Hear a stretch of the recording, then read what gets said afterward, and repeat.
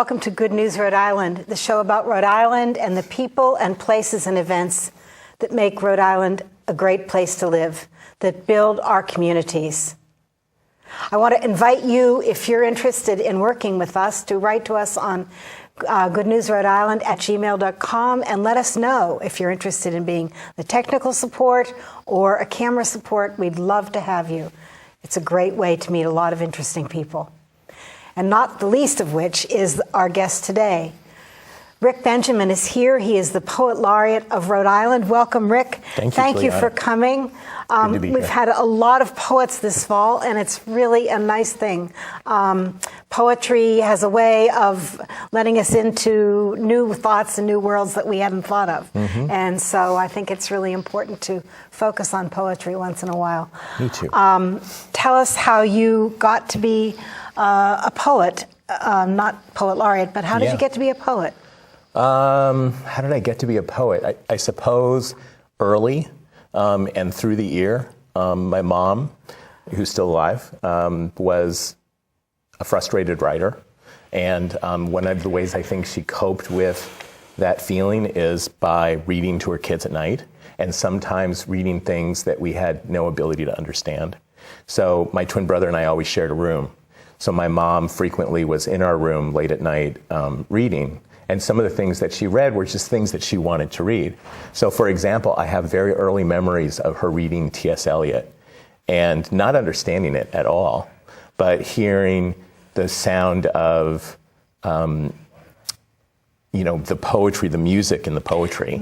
Let us go then, you and I, while the evening is spread out against the sky like a patient etherized upon a table. Let us go through certain half-deserted streets, the muttering retreats of one-night cheap hotels.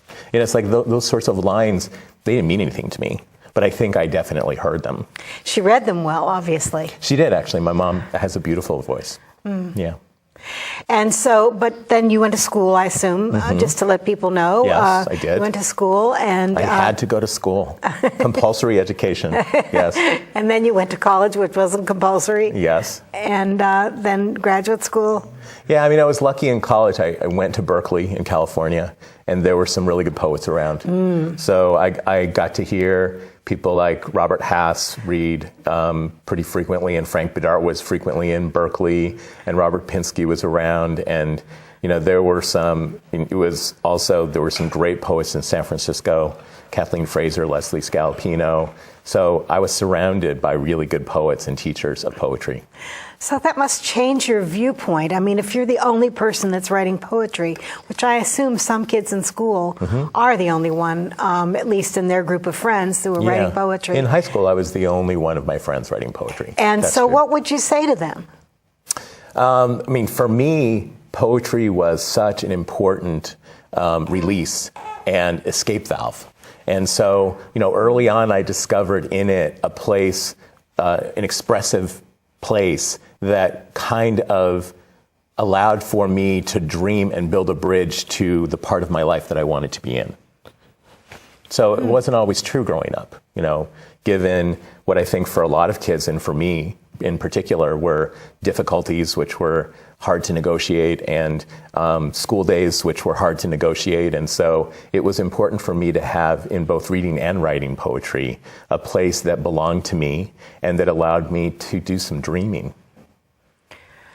Very interesting. Yeah. Let me read you a quote.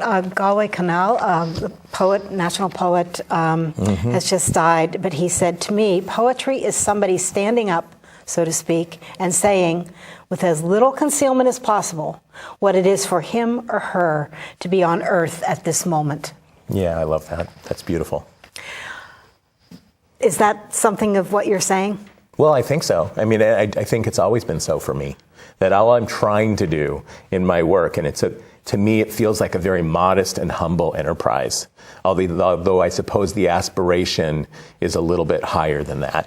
But if I can be fully present in any given moment and set out in my work or in my teaching, so it's writing and teaching for me, to capture something and express it with as much fidelity as possible, then I think that's what I should be doing.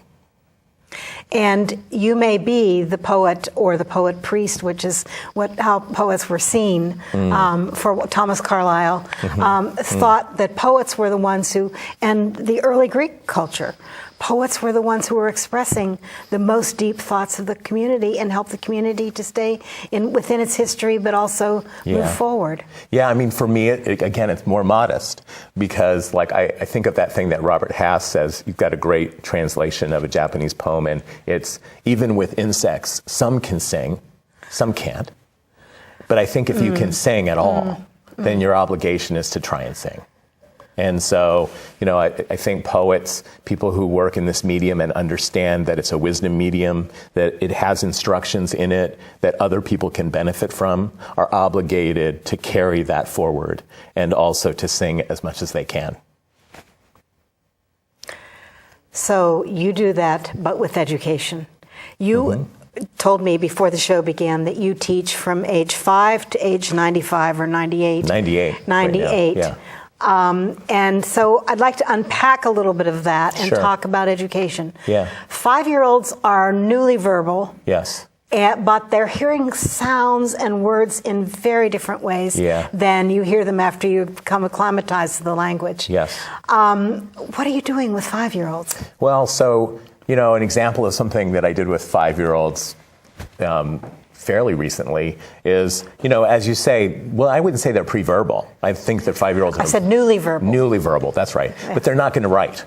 And so, an example of something that I did with 5-year-olds fairly recently is that I worked with, first of all, a poet, a children's poet who I like a lot, Caleb Brown, who's also a wildly vivid illustrator.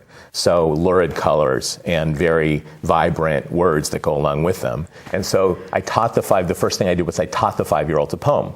And in about 20 minutes, all of us had learned the poem. And the poem was called Funky Snowman. And the poem just goes, Funky Snowman loves to dance. You think you wouldn't have much chance without 2 legs or even pants. Does that stop Funky Snowman? No. Turn up the music with the disco beat. When you're in the mood, you don't need feet. Crowds of music fill the street.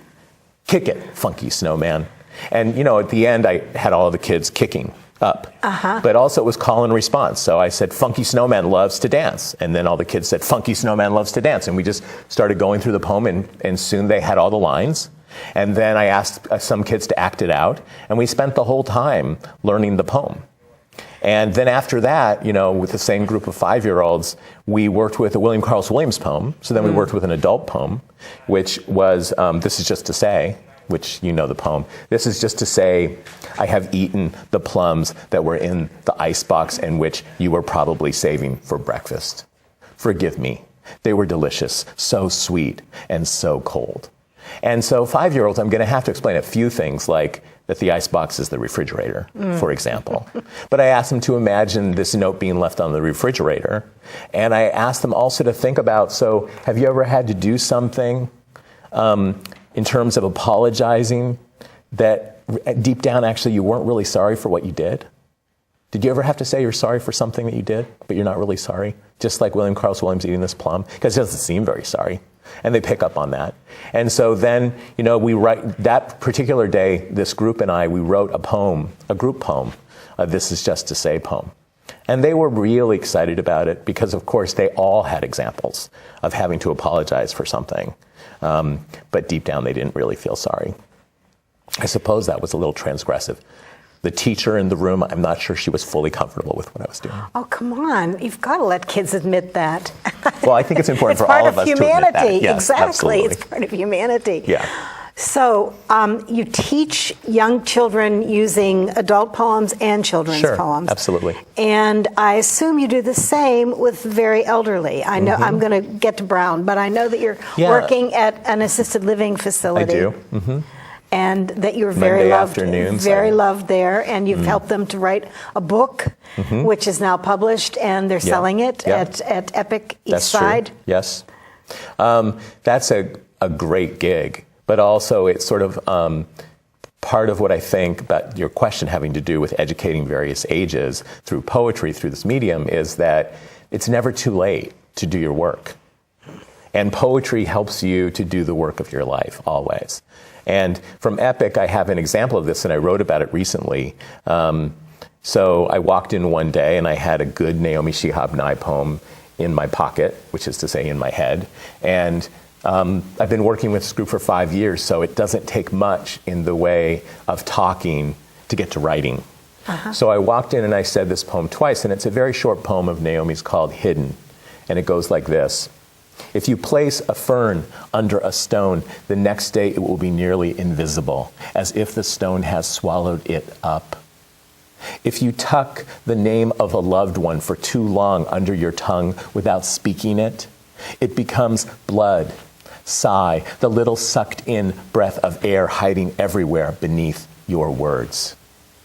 Nobody sees the fuel that feeds you. So at the Assisted Living Center, several of the people in the workshop are hard of hearing. So I have to say poems over and over again. And that's great. I mean, I love hearing a good poem several times, and so do they.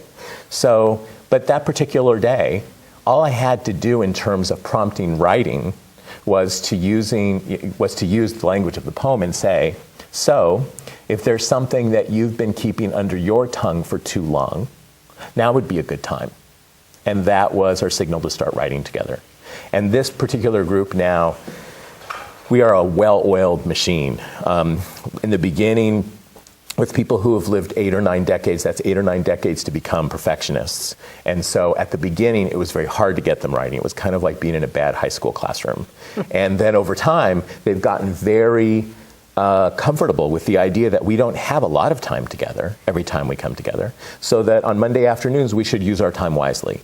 So in 20 or 25 minutes, which is all we get to do the writing, they are writing pretty good poems, and they're not just writing good poems, they're writing poems that really matter to them. So on this particular day, Ursula, who is now in her late 80s, wrote a poem about something in her life that she had, outside of her daughter, never told anyone. Her daughter just knew it. And it started out with the revelation that when people ask her how many kids she has, she says 1. But actually there were 2. And she'd had a son who died in a car accident. And she just was unable to talk about it because she felt responsible.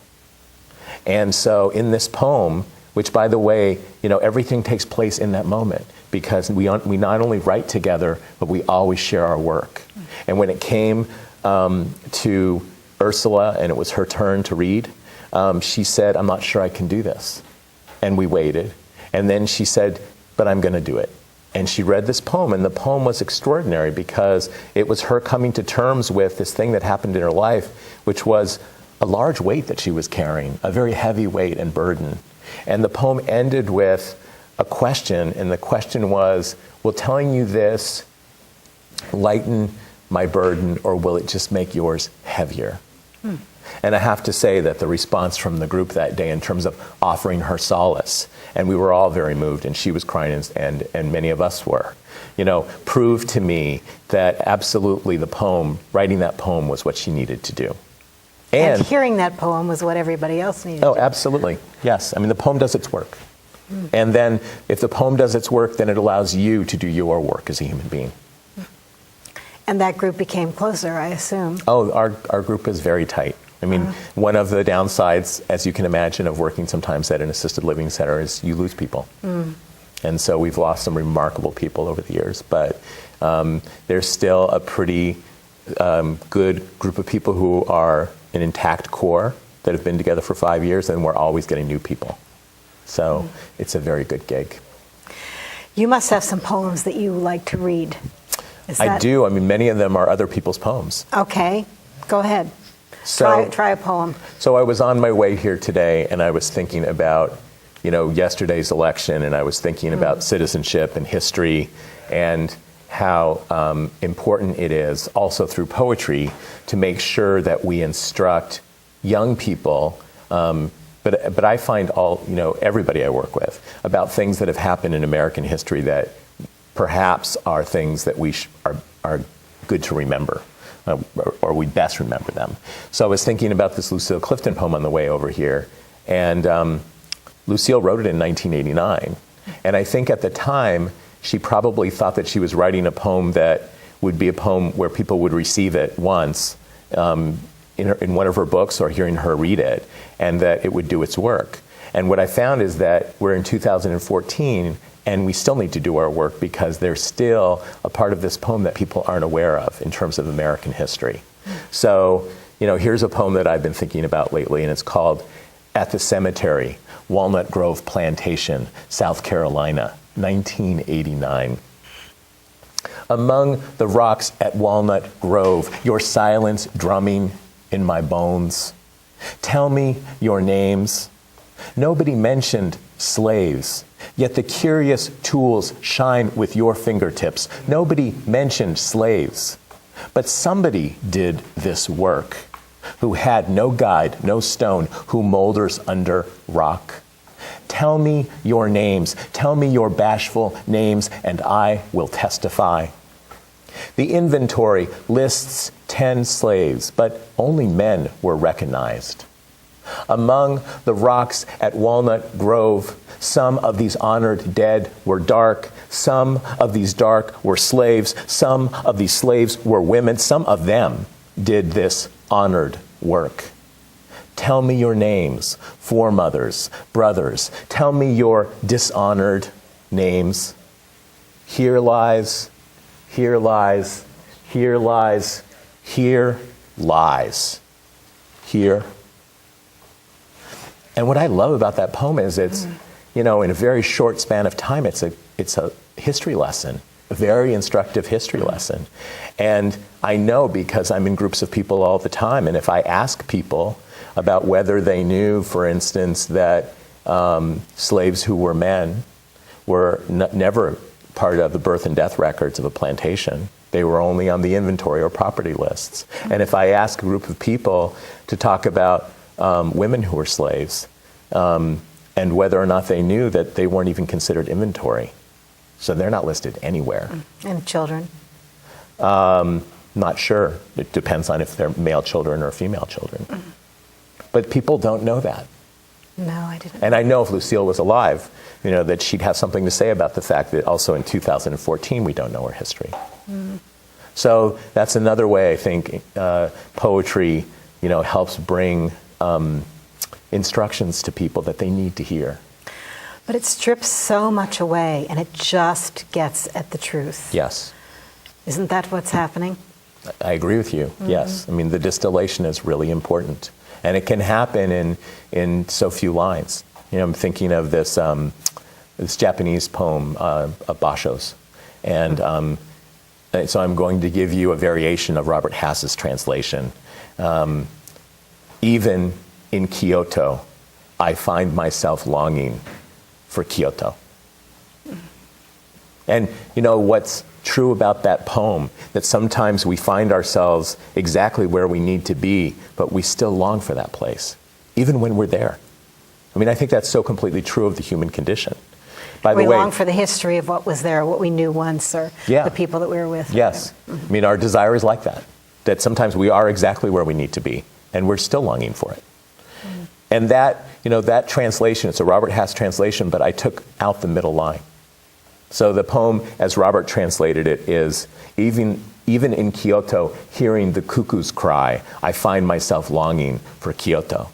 And for me, removing the middle line distills it even more. Even in Kyoto, I find myself longing for Kyoto. So I remove the middle line. I hope that's okay. I think it's wonderful. Longing is a great part of life that it seems to be only in poetry or in drama. But yet it's so much a part of life, and we don't really talk about it. We certainly don't sit around and talk about longing. It's true. So we talk about dreaming, but not longing, which is a very different thing. That's right. Agreed. You teach at Brown and at RISD, and you have the brightest and the best in your classes, and you're trying to help to mold them. What is your philosophy? What are you doing with them? Well, I mean, first of all, Juliana, let me disavow you of that idea that I'm not trying to mold them. Okay. I didn't parent that way. I never had an idea that was my job to mold anyone. But I do think that I'm fortunate to be among kindred spirits in all the work that I do. So at the Assisted Living Center, among kindred spirits. And when I'm with 5-year-olds or 13-year-olds, actually I'm among kindred spirits. And in my classes at Brown and RISD, I too am among kindred spirits. And so when that happens, and you form a community and build relationships, then there's a high level of trust, and you can get a lot of work done, and you can do a lot of good thinking together.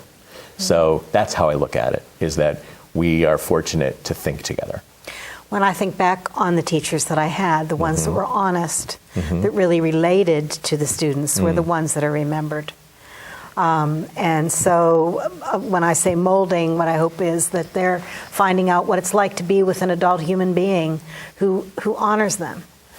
And I certainly feel one among them. And I don't, my friend Tom King is the best person to talk about this particular subject, but he refuses to call himself a teacher. He will acknowledge that he's part of a learning community. And my thinking is consistent with that. Teacher, learner, learner, teacher. Yeah, yes. When I walk into any room, I feel like I'm among others who are as avid about learning and as curious to learn and as passionate about learning as I am. And that's all I want. So what have the students taught you? Oh gosh, they teach me things all the time. Especially, I'm lucky at Brown, I teach in environmental studies and public humanities. So the mix is poetry and also ecology.